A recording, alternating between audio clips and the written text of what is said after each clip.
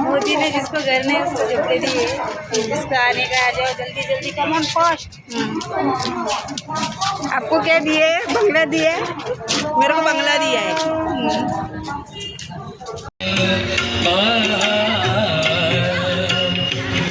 सखा कृष्ण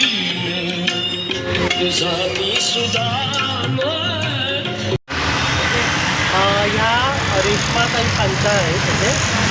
तर रेश्मा पांचाळ यांच्यासोबत मी 2018पासून यांना मी ओळखतो. ओके, तर आमची ओळख अशी झाली की यांचा जो मुलगा आहे मोठा, तर त्याला 10वीचा क्लास मी घेत होतो त्यावेळेला. ओके, तेव्हा माझी रेश्माताईंची ओळख झाली आणि रेश्माताईंच्या फॅमिलीसोबत माझी आई ऑलरेडी ओळखते, कारण ते आता जे आलेले त्यांचे मिस्टर आहेत.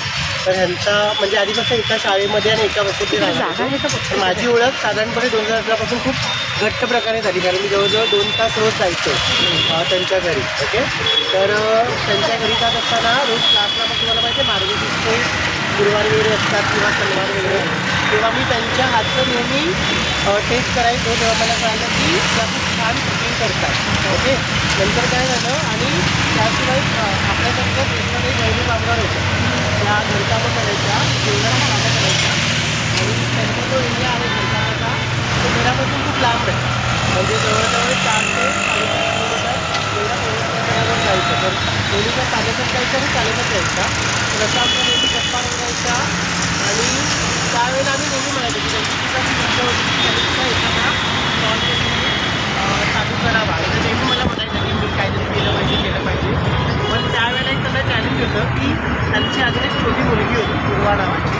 तर पूर्वा थोडीशी मेंटली डिसेबल होती, म्हणजे थोडीशी ऑटिझम असल्यामुळे तिला थोडासा प्रॉब्लेम 13 वर्षाची होती आणि खूप सांभाळलं दोन्ही आईवडिलांनी तिला. म्हणजे तिला जवळजवळ सगळंच करावं लागायचं, कारण ती जास्त मुवमेंट वगैरे नाही करू शकत. पण शेवटच्या क्षणापर्यंत त्या दोघांनी खूप केलं तिचं, म्हणजे असं नाही की तिला खूप केलं, म्हणजे मुलापेक्षा सगळ्यात जास्त काळजी मी होती. आणि पूर्वाला कळायचं, म्हणजे मी जरी आलो की तिला कळायचं की चित्राला आणायचे ऐकायला सगळ्यांना बोलायला यायचं, पण ती जज करू शकतो त्या आवाजात.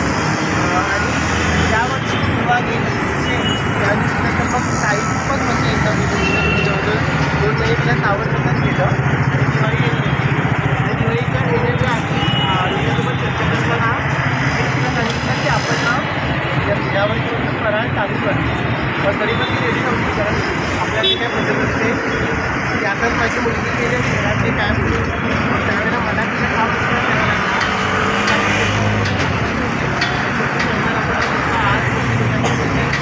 चांगलं त्याला वाईट होतं, दोन्ही बाजूने बोलते. तर ते बोलताना काही केलं पाहिजे हळूहळू मग फायनल घेतला. तर त्यावेळेला खास पद्धतीचा आम्ही फराळ करायला चालू केलं. तर फराळाचा आमचं यंदा चालू जातं, म्हणजे दरवर्षी आमचे कस्टमर पण वाढतात आणि आमचा जो बजेट आणि प्रॉफिट आहे तो पण अगदी वाढतच जातो. तर जवळजवळ 6 महिन्यापूर्वी ताईने तिचा जो जॉब होता तो सोडला. 6 महिन्यापूर्वी डिसेंबरला डिसेंबरला गेल्या डिसेंबरला तर त्यावेळेला तिचा जॉब सोडायचं खूप त्रास व्हायचा. मग यायचं जायचं चालत आणि कामाच्या ठिकाणी काय होतं ते मला चांगलं माहिती आहे. म्हणजे तिथे लोक बडबड बोलत आपल्याला त्याची अधिकची कामं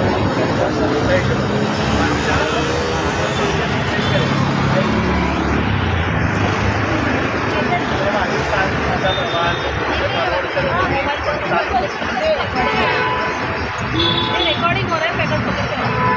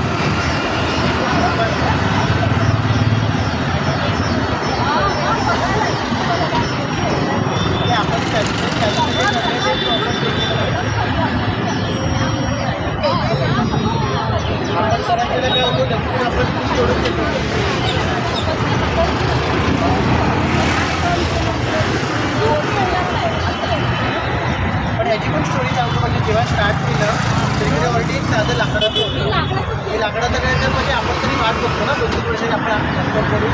पण तिथं आत्महत्या वर्षभरातच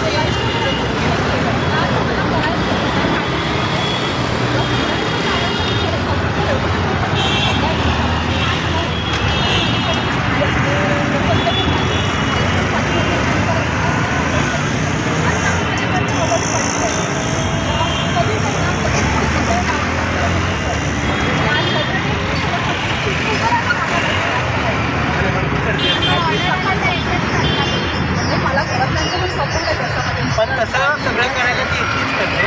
बाकी ओव्हरऑल इकडे उभं राहायचं असेल काही आनंद येतात दादा आणि तिचा तिच्या नंदा वगैरे येतात कधी. म्हणजे दिवाळीला आम्हाला त्यांना पण बोलावं लागतं कारण लगेच बायकाकडे मिळत नाही ना. पण हे स्टॉलचं सगळं ते एकटीच करते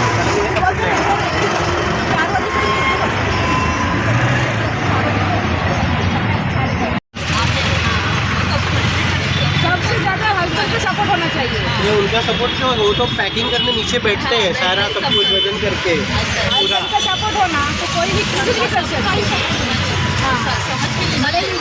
हाँ हे तुम्ही दिवसाचं सगळं बनवता तर त्याचं सगळं तुम्ही अपडेट ठेवता का लिहून ठेवता का किती सामान किती तुमचे थकले आणि नंतर तुम्ही लास्ट त्याचं कसं काढता पाहतो. मी सांगतो तुम्हाला 5 वर्ष आम्ही 5-6 वर्ष आहे ना पण माझ्याकडनं प्रत्येक गोष्ट घेताना तिने याचा विद्यार्थ्यासारखं शिकूनच घेतलं व्यवस्थित. तिने मला कधी असं नाही म्हटलं अरे तुझ्यापेक्षा मला जास्त येतं असं तिने कधी नाही. नेहमी नम्र होऊन समजून मी तिला जे काही सांगतो ते तिने असं व्यवस्थित ज्ञान केलं गोष्टी लिहून ठेवल्या. म्हणजे आजही ती मला समजा मोठी ऑर्डर आली ना तर ती कोण एकदा विचारते की अशी ऑर्डर आली आहे हे किती किलो घेऊ हे किती किलो घेऊ किती पैसे घेऊ. म्हणजे इतक्या वर्ष ती आता म्हणजे 5 वर्ष परायला तिला मला माहिती आहे. मग तिच्यामध्ये तो असं ॲटिट्यूड नाही आहे की अरे आता ह्याला काय विचारायचं. म्हणजे मला तर ती जाण असणं गरजेचं कारण आपण कधी 100% हम लोग कभी 100% सीखते नहीं है. कुछ ना कुछ उनके तो उसका वो बड़प्पन है मुझसे कम से कम 10-15 साल बड़ी है और मेरा घर से ऐसा नाता है हमारी और एक फ्रेंड है मतलब तो उसका भी जाना था की आमची आज एक फ्रेंड आहे पूजाच्या नावाची. तुम्ही तिथं असंच कष्ट करून घरकामं करून दादी गाडीपोता ऑफिसमध्ये होत माझा पार्टनरची मालकीण आहे पण आजही 2 कामं करते. सकाळी ऑफिसचं झाडूपोता करून नंतर 12 वाजता पार्टनरची चावी घेते. म्हणजे अशी ती स्टोरी आहे. पण आता जरा बिझी आहे म्हणून तिला पण ठेवलं असतात लांब पण आहे जरा बिमारी लागते. दुसरे शब्द कधी उरलं आता काही प्रत्येक वेळेस आपलं संपत असाही नसतो ना इश्यू तुला कधी पण साईच्या बाबतीत आत्तापर्यंत त्याचा वर्षाचा अनुभव आहे. गोष्टी उरतच नाही कस्टमर असे फिरून जातात आम्हाला सांगावं लागतं संपलं आहे म्हणून. साधी माहिती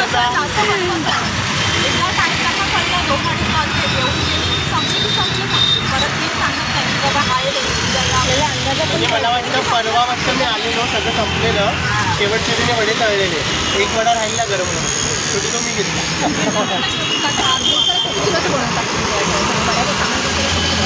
वड्याचं सामान वगैरे दिवसाचं किती 5 किलो बटाटे फक्त. लाडीपाव किती घेते तू 12 म्हणजे 12 गुणिले 12 जवळजवळ 200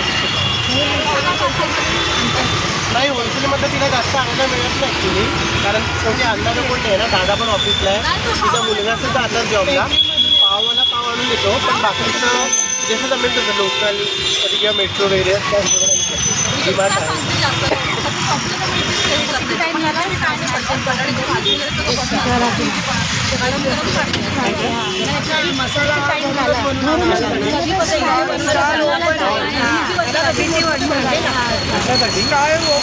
ओपन करून अजून 1 वर्षाचं ह्यामध्ये होईल 23 तारखेला.